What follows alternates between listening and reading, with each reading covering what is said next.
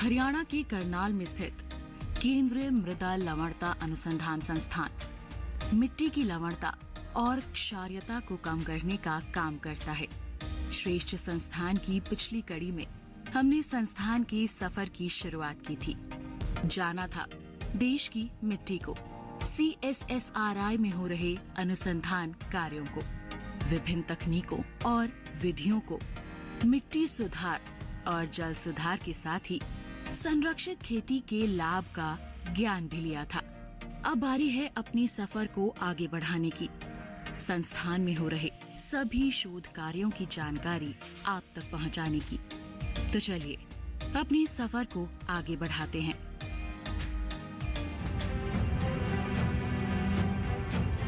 हम सभी को कहीं ना कहीं ज्ञात है कि भूमिगत जल का स्तर धीरे धीरे गिरता जा रहा है, जो कि एक चिंता का विषय है।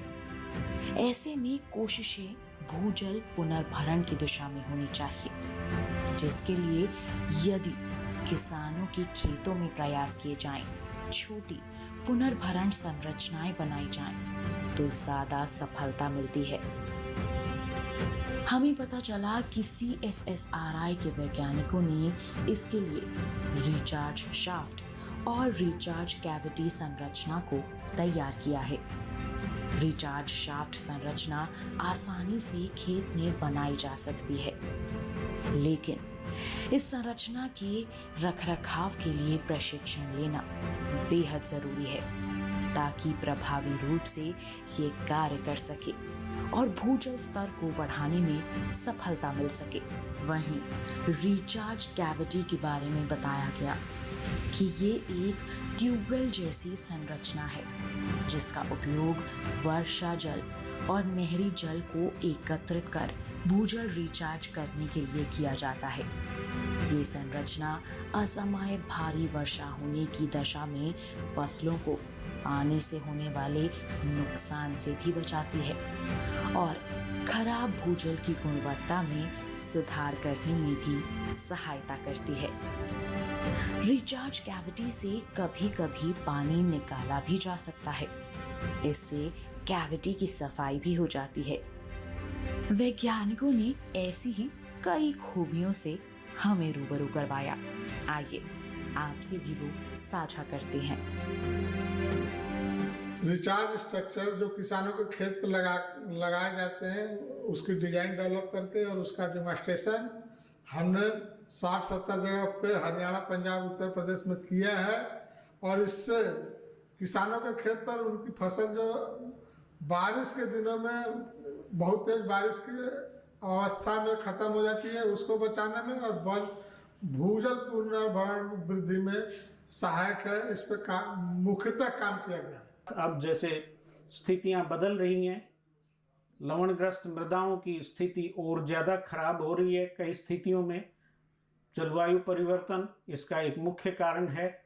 जहाँ जहाँ सिंचाई के लिए नहरी परियोजनाएं लागू की गई, वहाँ पे ड्रेनेज, एक तरह से ये कहोगे कि जल निकास नहीं होने की वजह से लवणीय मृदाओं की जो स्थिति है वो और उत्पन्न हो रही है। जो आज की स्थिति है उसके अनुरूप कैसे हम उनका समाधान करें, उनका समुचित प्रबंधन करें, इसके लिए संस्थान अब आगे की गतिविधियां अपना रहा है, अपनी प्लानिंग कर रहा है।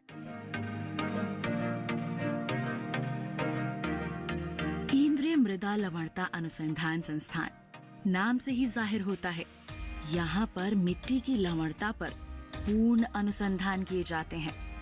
लेकिन मिट्टी लवणीय है कि नहीं, पहले इसकी जांच जरूरी है, जिसके लिए संस्थान द्वारा तेजी से जांच करने वाली विधियां विकसित की गई हैं, जिससे खेत में ही आसानी से मिट्टी लवणता की जांच की जा सकती है।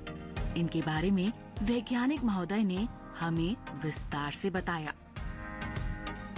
हम लोगों ने केंद्रीय मृदा लवणता अनुसंधान संस्था में एक प्रॉक्सिमल सेंसिंग के जरिए सॉइल सैनिटी का मेजरमेंट कर रहे हैं। ये प्रॉक्सिमल सॉइल सेंसिंग जो आप देख सकते हैं कि वो इंस्ट्रूमेंट है, ये इंस्ट्रूमेंट का नाम है EM38 MK2। इसके ज़रिए सबसे है कि हम जो सॉयल सैलिनिटी जो सॉयल के जरिए 0 से 90 सेंटीमीटर के डेप्थ में क्या सॉयल सैलिनिटी है वो आसानी से मेज़र कर सकते हैं। और सबसे बड़ी यह बात कि है इसमें जो सॉयल सैलिनिटी हम मेज़र करते हैं ये बहुत रैपिड और शीघ्रतर होता है। 1 सेकेंड में इसका रीडिंग आ जाता है और साथ के साथ ये दिन में 500 से लेके 1000 एरिया तक की एरिया कितना सॉल्ट अफेक्टेड है और कितना ये एरिया है इसे आप आसानी से इसके साथ हम मेज़र कर सकते हैं। एक समय था जब लवणीय मिट्टी में फसल उत्पादन मुश्किल था। CSSRI के वैज्ञानिकों के कड़े प्रयासों का ही नतीजा है कि आज लवणता युक्त मिट्टी में भी धान, गेहूं, मसूर, सरसों और चना जैसी फसलों की उपज ली जा सकती है। संस्थान के फसल सुधार विभाग में इन फसलों के लिए लवण सहनीय उत्तम किस्मों का विकास और बीज उत्पादन किया जाता है और ये बीज किसानों और ब्रीडर्स को भी उपलब्ध करवाए जाते हैं। कौन सी किस्में हैं ये, कितना उत्पादन देती हैं, इन सवालों के जवाब में हमने क्या जाना, आइए आपको भी बताएं। इस विभाग में मुख्यतः 5 फसलों पर काम होता है। जनरली क्या होता है कि जो नॉर्मल वैरायटीज़ किस्में हैं अगर उनको सैलाइन और सोडिक सॉइल में लगाते हैं तो उनकी पैदावार काफ़ी कम हो जाती है। तो इस पैदावार को हम कैसे बढ़ाएं, तो इस भाग में हम मुख्य इन फसलों पर काम कर रहे हैं। अभी तक हमने धान में लगभग 13 किस्में इस डिवीज़न ने उन पर काम किया है, पैदा की हैं। उनमें से मुख्य किस्म है बासमती CSR 30।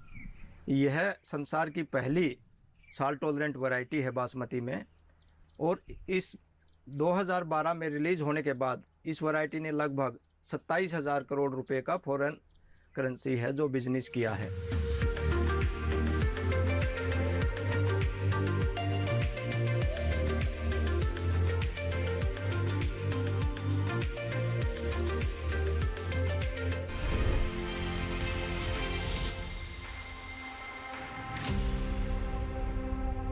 इस वक्त हम मौजूद हैं उत्तर प्रदेश के जिला बुलंदशहर के गांव गेंदपुर शेखपुर में।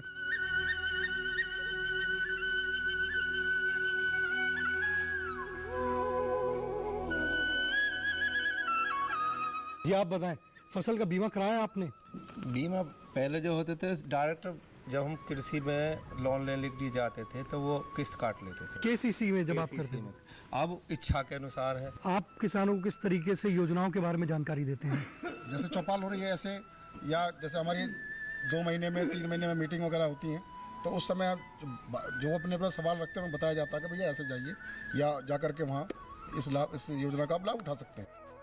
चौपाल चर्चा, प्रधानमंत्री फसल बीमा योजना और प्रधानमंत्री किसान सम्मान निधि योजना 1 मई सोमवार सुबह 9 बजे, पुनः प्रसारण रात 9:30 बजे, सिर्फ दूरदर्शन किसान चैनल पर।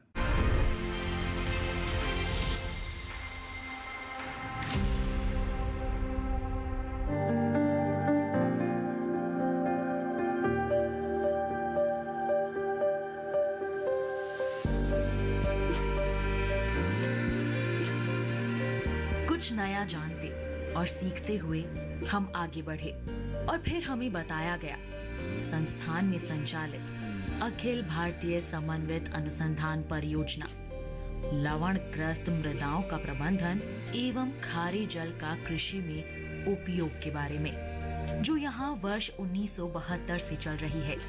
इस परियोजना का उद्देश्य देश के अलग अलग राज्यों से भूजल गुणवत्ता की जानकारी एकत्रित करना, एकत्रित जानकारी का वर्गीकरण करना, भूजल गुणवत्ता का मैप तैयार करना, लवणीय व क्षारीय भूजल का कृषि में उपयोग करना, इसके लिए नई तकनीक विकसित करना है। तो आइए इस परियोजना के संचालन और उपलब्धियों के बारे में आपको भी बताते हैं। इस अखिल भारतीय समन्वित परियोजना का उद्देश्य देश के अलग अलग राज्यों से भूजल गुणवत्ता की जानकारी एकत्रित करना, उसका वर्गीकरण करना तथा भूजल गुणवत्ता का मैप तैयार करना है।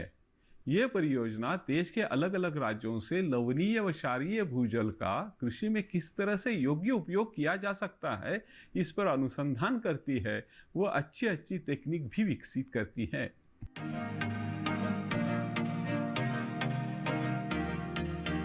परियोजना से उपलब्धियां हासिल हो रही हैं। संस्थान के वैज्ञानिकों की कड़ी मेहनत रंग भी ला रही है।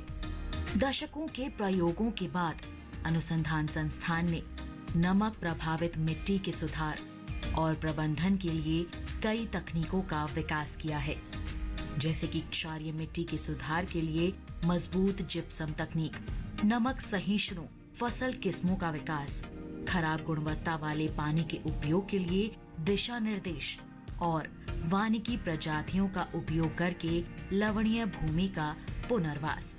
इन सभी विकल्पों ने देश के नमक प्रभावित क्षेत्रों में आजीविका की स्थिति में सुधार लाने और कृषक समुदायों की लाभप्रद भागीदारी में योगदान दिया है।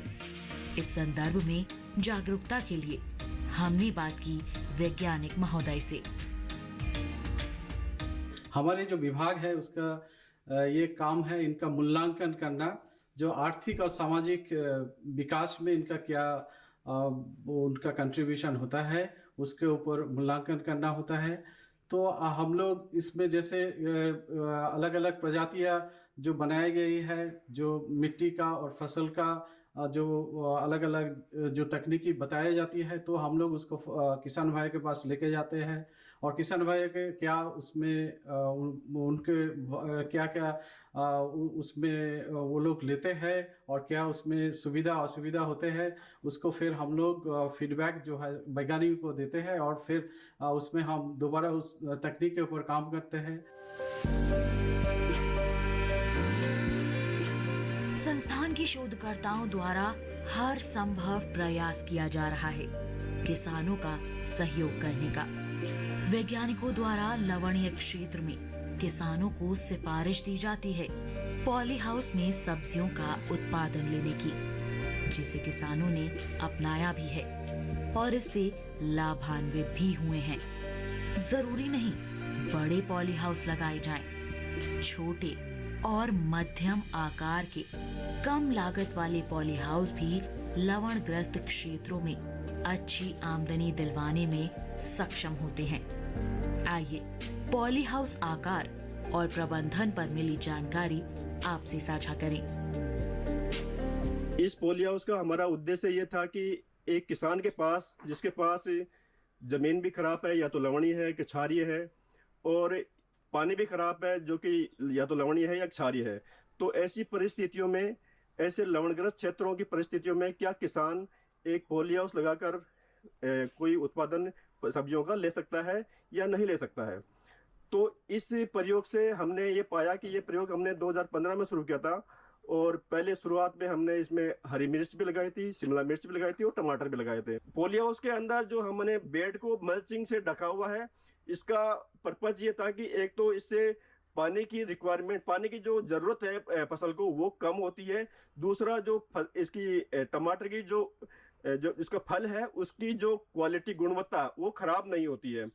और जो लवण है, जो ड्रिप सिस्टम से हम इसमें सिंचाई कर रहे हैं, तो जो लवण है वो पौधे की जड़ों से, जड़ क्षेत्र से दूर रहते हैं। संस्थान के अनुसंधानों का ज्ञान हासिल करते हुए हम पहुंचे नैनो टेक्नोलॉजी के बारे में जानने।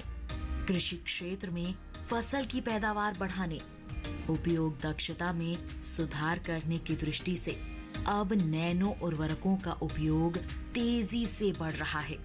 CSSRI भी इस क्षेत्र में अहम भूमिका निभा रहा है। CSSRI में स्थित है एक केंद्रीय प्रयोगशाला भी, जहां हम भी पहुंचे। ये लैब संस्थान का अहम हिस्सा है, जहां पर किसानों द्वारा लाए गए पानी, मिट्टी और पौधों के नमूनों में आवश्यक पोषक तत्वों की पूर्ण जांच की जाती है। जांच के लिए कौन से उपकरणों का यहाँ होता है उपयोग, आइए जानते हैं। यहाँ पर सभी संस्थान के वैज्ञानिक अपना रिसर्च वर्क करने के लिए अपने यहाँ पर आते हैं, और क्योंकि यहाँ पर काफ़ी कॉस्टली और सोफिस्टिकेटेड इंस्ट्रूमेंट रखे हुए हैं, तो यहाँ सभी उन इक्विपमेंट का प्रयोग कर अपना अपना रिसर्च वर्क करते हैं। और यहाँ पर जो और मुख्य रूप से कार्य किसानों का भी होता है।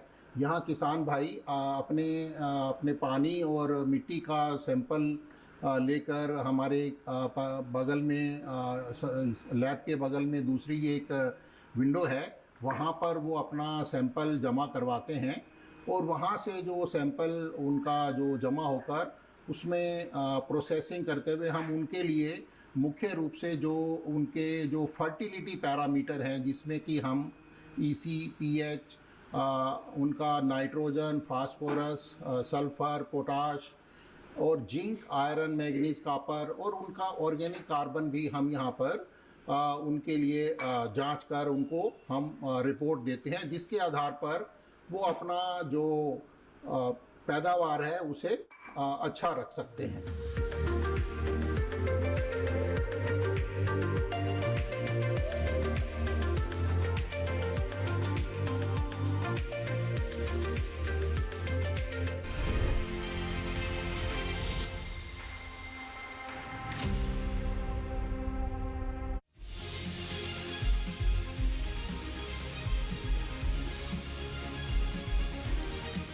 धरती का सीना चीर दे,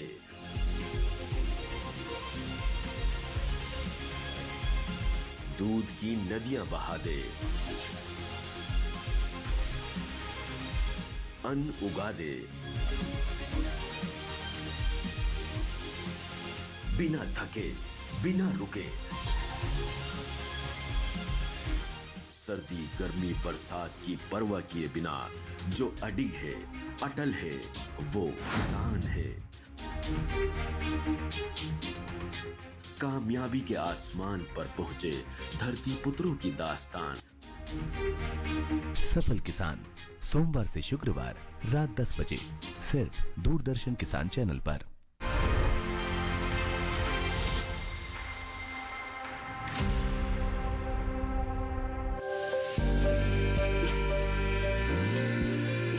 CSSRI का पूरा भ्रमण करने के बाद अब बारी थी संस्थान से जुड़े किसानों से मुलाकात करने की, जिसके लिए हमें वैज्ञानिक लेकर गए करनाल के डाबरी गांव में, जहां पहुंचकर हमने किसानों से बातचीत की। किसानों ने अपनी समस्याएं वैज्ञानिकों से साझा की और विशेषज्ञों ने उनका समाधान भी किसानों को बताया। आइए किसानों ने हमसे क्या कहा, आपको दिखाते हैं। हमारे साथ CSSRI फार्म है, इन्होंने हमें बहुत फ़ायदा दिया। हमारा 13 एकड़ खेत है काशवा रोड के साथ, उसमें थूर कलर था, कोई फसल होती नहीं थी। इन्हों के सहयोग से हमने उसमें गोबर की खाद, जिप्सम, ढांचा, बरसम बो के ये उसकी देख रेख भी करते रहे, हमें गाइड भी करते रहे। आप उसमें हर चीज़ हो सकती है।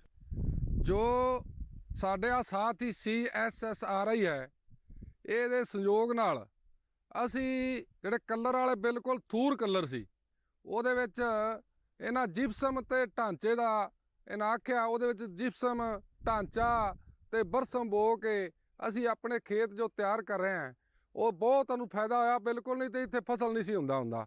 ਇਹਨਾਂ CSSR ਦਾ ਬਹੁਤ ਸੰਯੋਗ ਨਾਲ ਇਹ ਜੋ ਕੰਮ ਹੋ ਰਿਹਾ, ਬਹੁਤ ਵਧੀਆ। ਇਹ ਡਾਕਟਰ ਸਾਹਿਬ ਦੇ ਸੰਯੋਗ ਨਾਲ ਅਸੀਂ ਇਹਨਾਂ ਦੇ 2 ਵਾਰੀ ਇਹ ਸਾਲ 'ਚ ਮੇਲਾ ਲਾਉਂਦੇ ਨੇ, ਅਸੀਂ ਉਹ ਮੇਲੇ ਦੇ ਨਾਲ ਜਾਂਦੇ ਹਾਂ ਤੇ ਸਾਨੂੰ ਬਹੁਤ मदद करते हैं डॉक्टर साहब।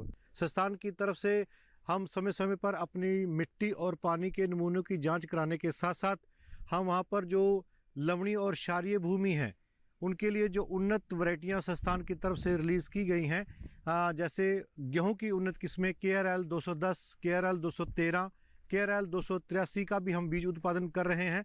ये संस्थान ने हमारे को इसके बारे में उत्पादन करने के लिए प्रोत्साहन किया और आज हम उसका उत्पादन करके देश के अलग अलग कोनों में जहाँ पर मिट्टी लवणीय और क्षारीय है वहाँ पर पहुँचा रहे हैं, ताकि जो किसान भाइयों की जो स्थिति है वो अच्छी हो सके, वो बंजर भूमि में सोना उगाने का काम कर सके।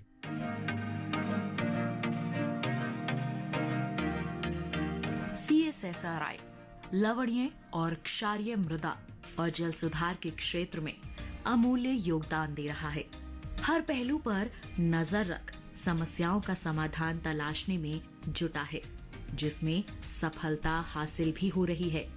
जिस तरह से अपनी उपलब्धियां संस्थान के वैज्ञानिकों ने हमारे साथ साझा की, ऐसा ही प्रयास रहता है संस्थान का हर जानकारी अन्नदाताओं तक पहुंचाने का, जिसके लिए CSSRI का कृषि विस्तार विभाग कार्यरत रहता है। इस विभाग के कार्यक्रमों की जानकारियां आइए आपको भी बताएं। हमारा संस्थान लवण प्रभावित भूमियों के सुधार के लिए तकनीक विकसित करता है तथा उन तकनीकों को किसानों के खेतों में भी प्रयोग करके उसके प्रभाव को देखता है। इस सिलसिले में मैं यह बताना चाहूँगा कि हमारे संस्थान ने हरियाणा एवं पंजाब के कई ज़िलों में लगभग 50 गांवों को गोद ले रखा है और इन गांवों में एक सघन रूप से कृषि विस्तार का कार्यक्रम होता है, जिसमें कि हम अपनी तकनीक जैसे जिप्सम और जो लवण रोधी किस्में हैं हमारी, उसके ऊपर किसानों को डेमोन्स्ट्रेशन देते हैं और हर साल हमारे संस्थान द्वारा लगभग 400 से 500 डेमोन्स्ट्रेशन किसानों के खेतों में लगाया जाता है। इसी तरह से हमारा संस्थान प्रतिवर्ष रबी और खरीफ के मौसम में 2 किसान मेले का आयोजन करता है, जिसके माध्यम से नई नई तकनीकों को हम किसानों को बताने में सफल होते हैं। किसानों से बात कर इतना तो पता चला कि ICAR का ये संस्थान किसानों का साथी है। अनुसंधान की जानकारियों के साथ यहाँ और भी सुविधाएं हैं जो किसानों को मिलती हैं, जैसे यहाँ का पुस्तकालय, जिसमें 16,000 से भी अधिक पुस्तकों का संग्रह है। गेस्ट हाउस की सुविधा भी उपलब्ध है, जहाँ देश या विदेश से आए किसान, प्रशिक्षणार्थी, शोधकर्ता आकर रह सकते हैं और कैंटीन में उपलब्ध स्वादिष्ट और पौष्टिक भोजन का आनंद ले सकते हैं। अगर किसी भी समय कोई स्वास्थ्य संबंधी समस्या हो जाए तो संस्थान की डिस्पेंसरी का भी रुख किया जा सकता है। यदि आपको भी करना है CSSRI का रुख, तो नोट कीजिए यहाँ का पता। केंद्रीय मृदा लवणता अनुसंधान संस्थान, जरीफा फार्म, कचवा रोड, करनाल, हरियाणा 132001, या फिर ईमेल के माध्यम से भी यहाँ से आप जुड़ सकते हैं। ईमेल आईडी है director.CSSRI@icar.gov.in, या फिर चाहें तो फोन से भी संपर्क कर सकते हैं। टेलीफोन नंबर है 184-2290-501, 2291-1151। भारतीय कृषि अनुसंधान परिषद का केंद्रीय मृदा लवणता अनुसंधान संस्थान कृषि क्षेत्र में अहम भूमिका निभा रहा है। यहाँ की वैज्ञानिक दिन रात कड़ी मेहनत कर रहे हैं। बदलाव नजर आ रहा है और आगे भी जारी रहेगा। इसी उम्मीद के साथ CSSRI के सफर में बस इतना ही। अगर आपके मन में है कोई सवाल या कोई सुझाव, तो साझा कर सकते हैं हमारे साथ हमारी ईमेल आईडी पर shreshtsansthan.ddkisan@gmail.com पर। अगले सप्ताह फिर मिलेंगे आपसे, लेकर चलेंगे आपको एक नए श्रेष्ठ संस्थान के सफर पर।